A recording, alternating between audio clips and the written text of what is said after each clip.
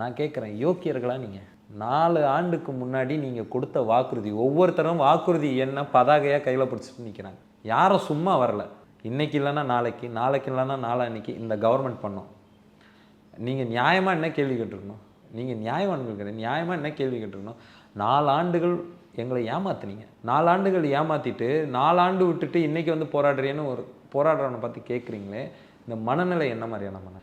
அப்போ நீங்கள் வந்து ஒரு ஏமாற்றத்தை பண்ணிவிட்டு, ஒரு நம்பிக்கை துரோகத்தை பண்ணிவிட்டு, எனக்கு இருக்கிற கடைசி ஆயுதம் தேர்தலுக்கு முன்னாடியாச்சும் இவனை நெருக்கடிக்குள்ளாக்கணும். அதுவும் அறவழியில் போராடி, அறவழி அதுதான் முக்கியம்.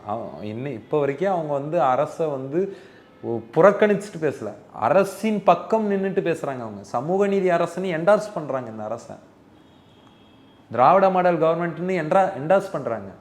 என்டார்ஸ் பண்ணிட்டு என்ன சொல்கிறாங்க? திராவிட மாடலில் நாங்கள் வீதிக்கு வரலாமா? சமூக நீதி ஆட்சியில் நாங்கள் வீதிக்கு வரலாமா? இந்த கேள்வி நியாயமானது தானே?